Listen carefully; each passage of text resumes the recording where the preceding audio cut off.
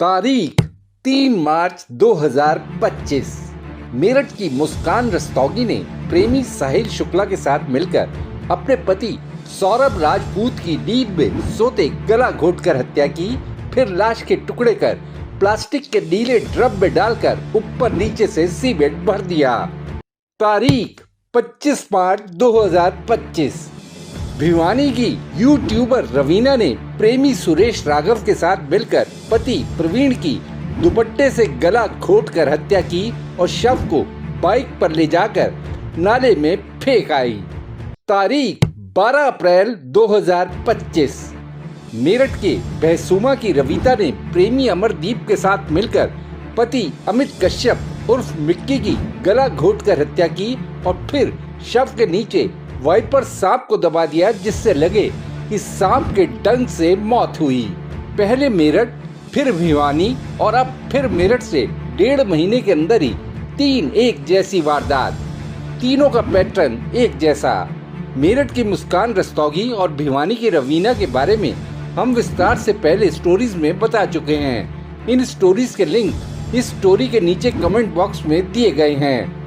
देशनामा इस स्टोरी में आपको मेरठ के बहसुमा की रवीता के बारे में बताने जा रहा है कि किस शातिराना अंदाज में उसने प्रेमी के साथ मिलकर पति के कत्ल की साजिश को अंजाम दिया।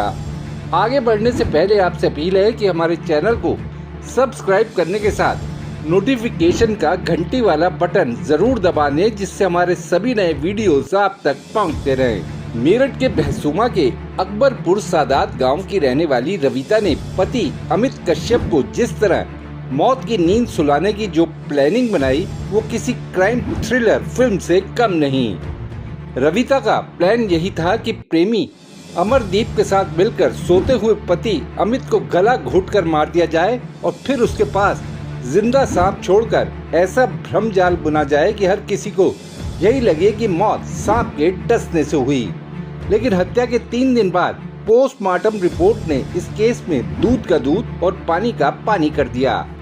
ये जब पोस्टमार्टम रिपोर्ट आई तो उसमें स्मूदरिंग और थ्रॉटलिंग आया था, जो दम घुटने से मौत होती है। उसके बाद डॉक्टर से भी इस विषय में राय ली गई और उसके बाद फिर तब ये हत्या का एक केस समझ में आया और फिर परिजनों से तहरीर ली गई। उसके बाद पुलिस ने तत्काल जांच करना शुरू किया और जब मुकदमा दर्ज करने के तत्काल बाद ही इन दोनों की गिरफ्तारी की गई।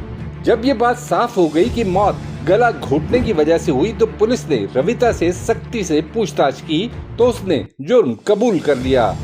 साथ ही पुलिस को ये भी बताया कि उसने गांव के रहने वाले अमरदीप के साथ मिलकर अमित की हत्या को अंजाम दिया। अब रवीता और अमरदीप दोनों ही जेल की सलाखों के पीछे हैं। 13 अप्रैल की सुबह 25 साल के अमित का शव उसके बिस्तर पर पड़ा मिला था।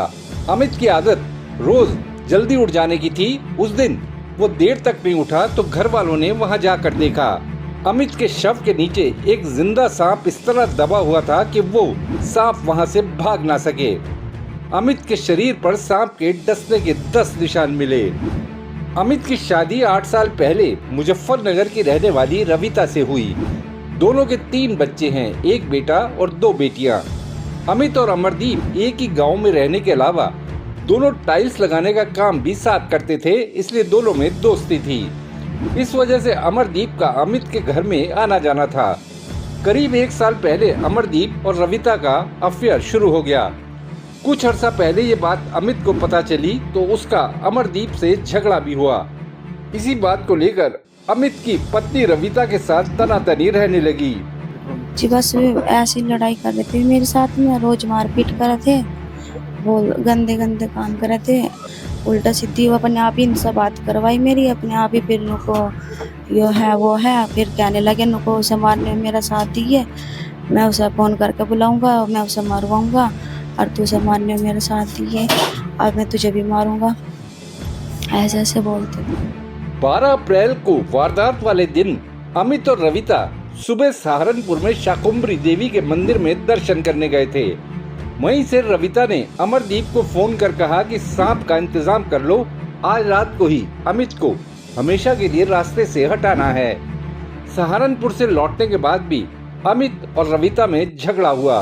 रात को जब सब सो गए तो रवीता ने फोन कर अमरदीप को अपने घर बुला लिया। अमरदीप फिर झोले में सांप लेकर वहां पहुंच गया। अमरदीप ने अमित का गला दबाया और रविता ने हाथ और मुंह पकड़ा। अमित के दम तोड़ने के बाद अमरदीप ने फिर झोले से सांप को बेड पर छोड़ दिया। सांप की पूंछ को अमित की कमर के नीचे और रजाई के जरिए इस तरह दबाया गया कि वहां से निकलकर सांप भाग न सके।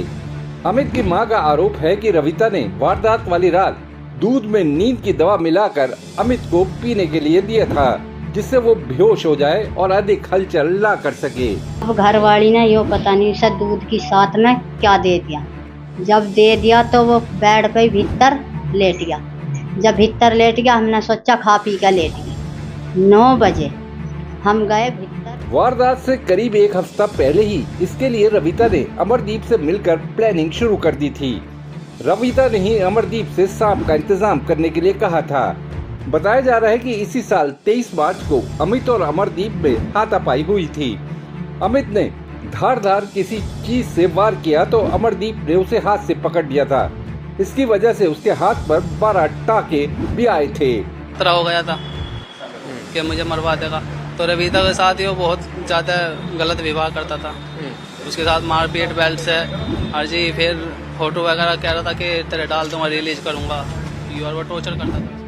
बहरहाल मेरठ और भिवानी में जो कुछ हुआ, 3 पत्नियों ने जिस तरह प्रेमियों के साथ मिलकर पतियों की हत्या की, वो पति पत्नी के पवित्र रिश्ते पर बदनुमा दाग तो है ही, साथ ही इस तरह की घटनाएं समाज के दरकते चेहरे को भी दर्शाती हैं। देश टाबा के लिए खुशदीप सहगल की रिपोर्ट। आपको ये वीडियो कैसा लगा, या अगर आपके दिमाग में कोई सवाल है तो कमेंट बॉक्स में जरूर बताइएगा। वीडियो पसंद आया तो लाइक शेयर करना ना भूलिएगा। आपने देशनामा को सब्सक्राइब और नोटिफिकेशन के लिए घंटी वाला बटन दबा ही दिया होगा। फिर मुलाकात होगी आपसे, तब तक के लिए नमस्कार।